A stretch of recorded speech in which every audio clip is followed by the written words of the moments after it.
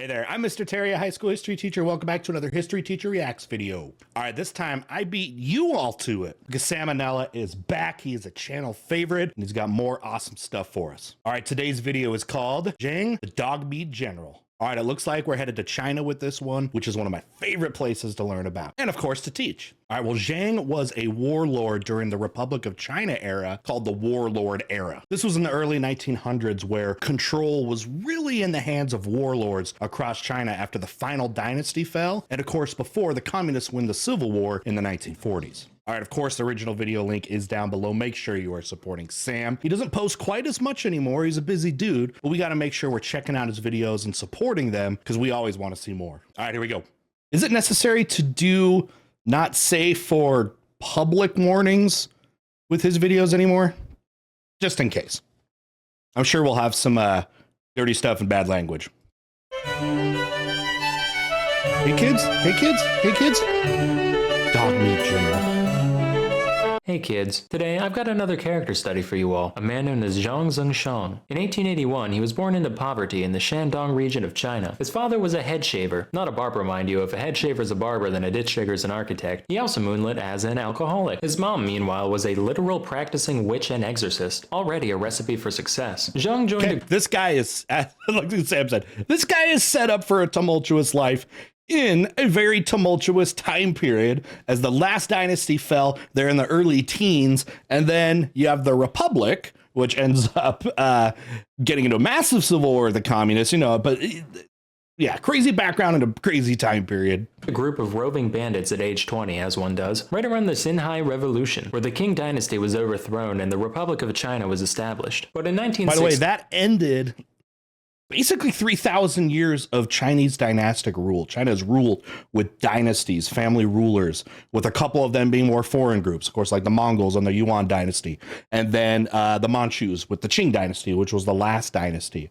And when the empress died, there really wasn't a clear successor, and people kind of use that as a way that, hey, time to modernize. Nobody does the dynasty thing anymore. Let's be more like a modern democracy, which went horribly.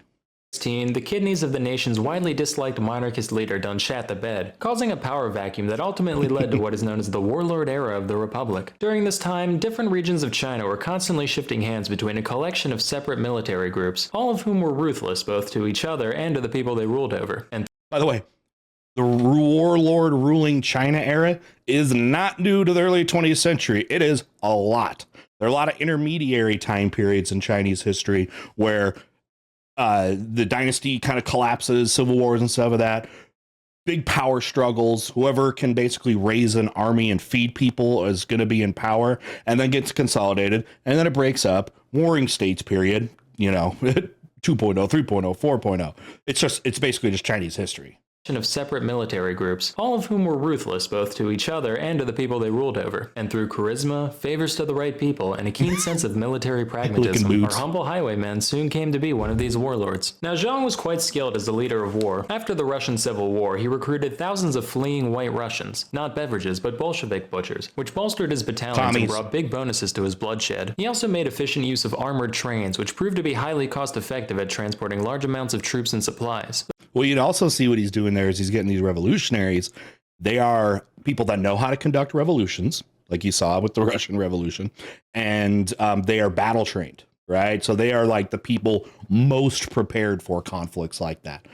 Definitely a place that you would see recruiting happening there. By the way, I forgot how scary sometimes Salmonella makes these characters, like the guy on the right, when he does the shading.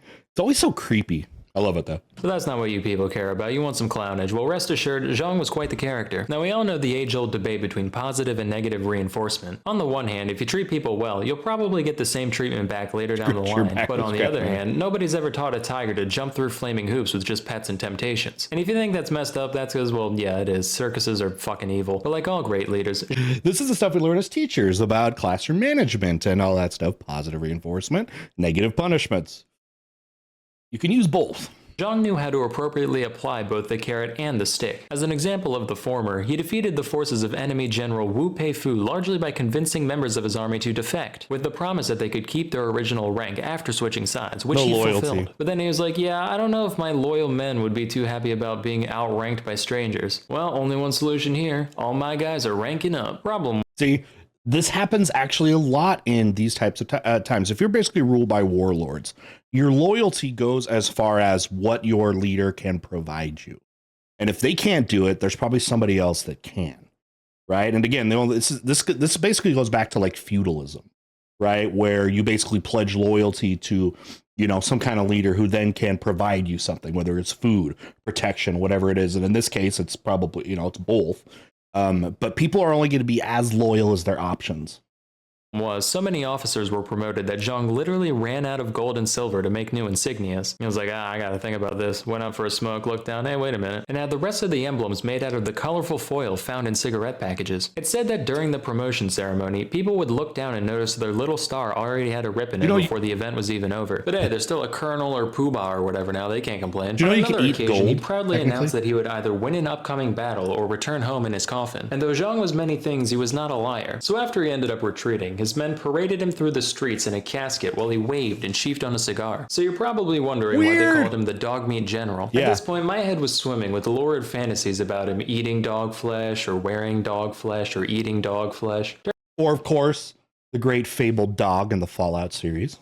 Turns out, he was just real into Pai Gao, of which the act of playing was colloquially referred to as eating dog meat. And also because he ate dogs. He was also sometimes jokingly referred to as the three don't knows, since he didn't know how much money he had, how many concubines he had, or how many men were in his army. Well, funny, there was some truth to the nickname, which did sometimes cause issues. Some were minor. How can you rule anything with not knowing?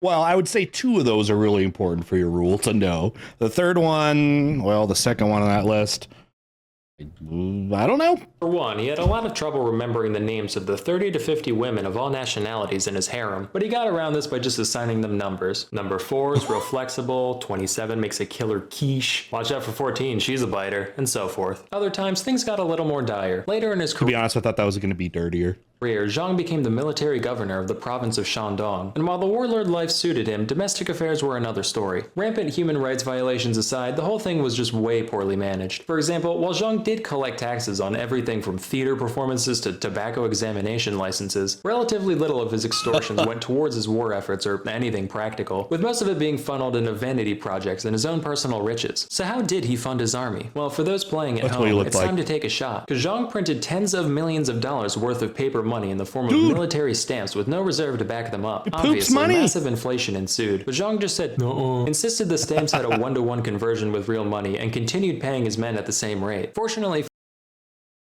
when are people going to learn you can't trick an economy? You can't trick an economy. It's not a mind. It can't be tricked. You will always lose that battle. For them, the invisible hand of the market is no match for the very visible fist of the soldier, because they just kick old merchant ladies' asses till they accepted the currency at face value. But unfortunately, kicking old ladies' asses can't solve everything. In the summer of 1927, Shandong was hit with a famine caused primarily by drought. At the time, that is usually why the civil wars start in China.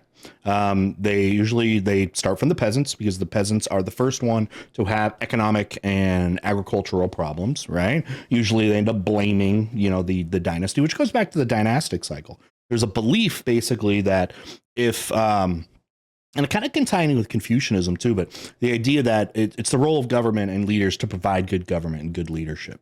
And if they don't do that, you have the right to overthrow them. And there are signs of when a dynasty is not doing the right thing. And one of them is famine. They believe that famine comes as a result of bad leadership, and not just because, there's mismanagement, but it's like divine intervention, right? They use the same thing sometimes with floods, earthquakes, other natural disasters. They'll take that as a design as a sign, I should say, that the dynasty has lost what's called the mandate of heaven, or the right to rule over people. And through this kind of divine intervention, these disasters happen. And when they happen, it provides a justification for the people to overthrow, cause civil wars. And that has often been the thing that pushes, the dynastic cycle of Chinese history. Many people pray to Zhang Xian, a folk deity, in an attempt to bring rain to these crusty lands. But Zhang Zongchang, he don't get on his knees for nobody. He walked right up to the statue in Xian's temple, starts bitch slapping it, tells it to go fornicate with its sister, and then has his artillery crew fire shells straight into the sky for hours on end to show that god who he's dealing with. Sources differ on when This god of rain is up in the sky. We're gonna shoot it. Reminds me of that time was that the Romans were trying to kill Neptune by like setting their army and stabbing the ocean. You ever hear that story? Check that out. The next rain was, but it did eventually rain, so in the end, Zongchang got the last laugh. Speaking of which, our boy was also a renowned poet. Here's a piece he wrote about that very event. The sky god is also named Zhang. Why does he make life hard for me? If it doesn't rain in 3 days, I'll demolish your temple. Then I'll have cannons bombard your mom. Truly prophetic. He's got a few other good ones too. Let me just dim the Yo mama jokes. If you like Yo mama jokes, be sure to check out my video when history teachers tell Yo mama jokes. I'll have to put that at the end credits. lights real quick. Yeah. This one's called Visiting Mount Tai. Okay. From afar, Mount Tai looks blackish. Narrow on top and wide at the bottom. Like most if mountains. you flipped it upside down, it would be narrow at the bottom and wide on top. Very astute. I like that one a lot because it's like he heard about metaphors without realizing they're supposed to have a second meaning. This one's titled Poem About Bastards. It's not actually a metaphor. It's just an observation, something that he thought about. You tell me to do this. He tells me to do that. You are all bastards. Go fuck your mother. Poignant. But unlike most poets besides E.E. Cummings and Emily Dickinson, there's a lot of mother stuff. He was often referred to as General 86, as when Zhang Jr. stood up straight, he could reportedly reach the length of 86 Mexican silver dollars stacked atop one another. Given a thickness of 2.4 millimeters, this would put him at around 20.6 centimeters or 8.1 inches. That's especially impressive given that he was likely malnourished during puberty due to both poverty and the 1896 famine. You racists. I thought of a few other jokes about this, but I couldn't fit them in the narrative, so I'll just rattle them off. Should have been called the horse meat general. When he got out of the pool, he was General 12. This one just says Dong Hung Dong. You get the point. But all great things must eventually come to an end. After suffering a series of defeats at the hands of his enemies and a subsequent failed rebellion against a quickly reunifying China, Zhang was forced to run away in 1928, bringing his mom with him to Japanese Japan. accepted his him? time here was relatively uneventful, except for when he shot a former prince in the back for trying it on with one of his concubines. In court, he said the gun just happened to go off while he You got to keep the concubines when he went to Japan? What the? prince in the back for trying it on with one of his concubines. Did he keep anything? Cordy said the gun just happened to go off while he was pointing it at the center of the guy's mask. For some reason, they're like, nothing suspicious here. Gave him the choice between 15 days in prison or a $150 fine. He chose the latter. Zhang's story finally came to an end in 1932 when he went back to Shandong not as a conqueror but as a visitor. Unfortunately, it seems it takes people more than 4 years to get over murder because he was unceremoniously assassinated by the nephew of an officer that he had executed. Of course. All in all, Zhang left behind quite a strange legacy. Given the litany of horrible crimes that I've seemed to kind of gloss over, he's generally regarded as the stinkiest stain of an already messy portion of the tapestry that is Chinese history. The only remaining question is if one can truly separate the art from the artist. During his rule, Time magazine described him as China's basest warlord. I'll let you decide whether or not they forgot the DE. That's all for today. Till next time, I'm Salmonella, and I'm hiding in your fridge. Everybody go look, but then join me because I got final thoughts. All right, so another topic and person gets the Salmonella treatment. That was a very interesting character there in the warlord era. Hopefully I was able to, interest from the video itself, learn a little bit about kind of the chaos there between, again, the fall of the final dynasty, the Qing dynasty there in the early 19 teens. And then, this all ends up with eventually becoming a civil war between, the communists and non-communists. But before that had to happen, there had to be, a winner of the warlords. You're going to get the Guomindang, as they're kind of, they would be called, will be known as kind of like the Chinese nationalists, and they will end up kind of getting power, a lot of it brutally, militarily. And then the communist regime under Mao Zedong will then fight, and then they're going to be fighting in the 30s, especially, and then have to go on pause during World War II. And then they continue fighting again, officially in 49.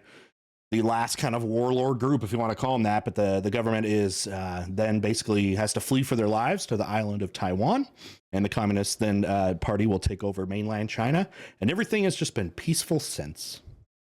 All right, once again, awesome job by Sam. The original video link is down below. Make sure you check that out. If you are a Salmonella fan and you haven't seen some of my other videos, I've covered pretty much all of them. So there's a ton that you can check out to get your itch for more of that Salmonella fun. All right, y'all, and with that, we'll see you next time. Bye.